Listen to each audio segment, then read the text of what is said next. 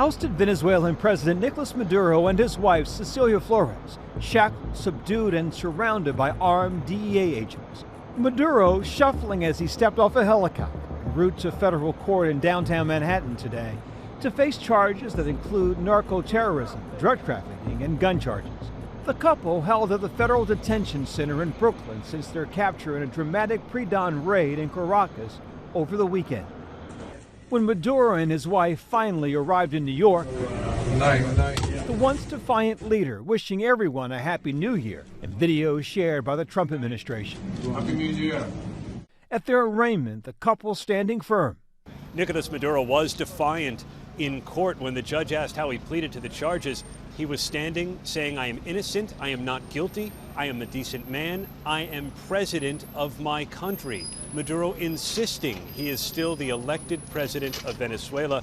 When his wife, Celia Flores, was asked how she pleaded, she too said, "I am innocent, I am the First Lady of the Republic of Venezuela." Maduro is being represented by Barry Pollock, who also defended Julian Assange in his espionage trial. Maduro's defense attorney called it an abduction and said that Maduro may be protected from prosecution because he's a head of state. Maduro and Celia Flores, his wife, were taken from court back to MDC in Brooklyn. They're going to be incarcerated there until at least March 17th.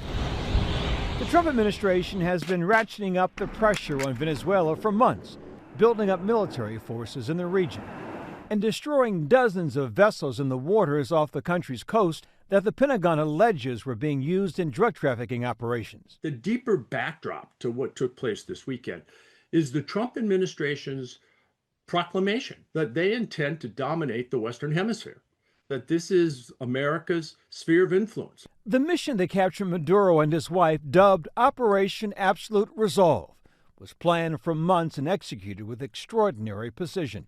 The elite Delta Force team had built an exact replica of Maduro's safe house inside a heavily fortified military installation, practicing the raid for months. And a covert CIA team on the ground was tracking Maduro's every move, where he slept, what he ate, even the pets he has. President Trump giving the green light for the mission at 10:46 Friday night. The weather broke just enough, clearing a path that only the most skilled aviators in the world could maneuver through. Ocean, mountain, low cloud ceilings. More than 150 U.S. military warplanes, fighter jets, bombers launching from 20 different bases and ships. Video shared online showing explosives lighting the night sky over Caracas as U.S. warplanes targeted air defenses and military bases. Gunfire heard as low-flying aircraft struck multiple facilities. Then, nearly a dozen U.S. Special Operations helicopters roaring through the night. Swooping in, carrying the extraction team, flying barely 100 feet off the dark waters. Those helicopters arriving at Maduro's compound around 1:01 a.m. Eastern Time Saturday morning, in the dead of night. On arrival into the target area, the helicopters came under fire, and they replied with that fire with overwhelming force in self-defense. One of our aircraft was hit, but remained flyable. Inside the compound, Maduro and his wife unaware of what was happening until minutes before. He didn't know they were coming until 3 minutes before they arrived. In fact, his wife said, "I think I hear aircraft outside." The Delta team facing fierce gunfire from Maduro's security, typically Cuban forces. Cuba says 32 were killed before U.S. forces grabbed Maduro and his wife, just as the couple tried to escape into a safe room made of steel. He was trying to get into a safe place. You know, the safe place is all steel. And he wasn't able to make it to the door because our guys were so fast. The operation lasting roughly 2.5 hours, with only minor injuries to U.S. personnel. Some of the wounded transferred to Brooke Army Medical Center in Texas. President Trump posting this image of Maduro on board the USS Iwo Jima, handcuffed and blindfolded. Members of Congress only notified after the operation began, some now questioning the legality of the operation. Maduro's a horrible, horrible person, but You don't treat lawlessness with other lawlessness, and that's what's happened here. Inside Venezuela, Maduro's son also named the indictment, speaking to the Venezuelan National Assembly. Que viva Venezuela, que viva la patria, y aquí estamos firmes para lo que tengamos que hacer por nuestra patria.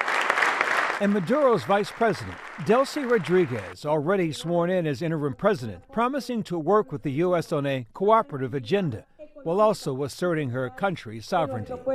But President Trump is adamant that the U.S. is in charge of Venezuela. Don't ask me who's in charge, because I'll give you an answer and it'll be very controversial. What does that mean? It means we're in charge. It's still unclear how the U.S. plans to run Venezuela, a country of more than 31 million people. President Trump has made clear he wants to see U.S. companies move to tap into Venezuela's vast oil reserves, demanding total access. Total access. We need total access. We need access to the oil and to other things in their country that allow us to rebuild their country. Well, it is about oil. There's no question about that. But it's not immediately about oil because the oil infrastructure in Venezuela is outdated, needs repair, and so forth. It requires significant, probably private investment before it can actually begin to produce profits for the Venezuelan people.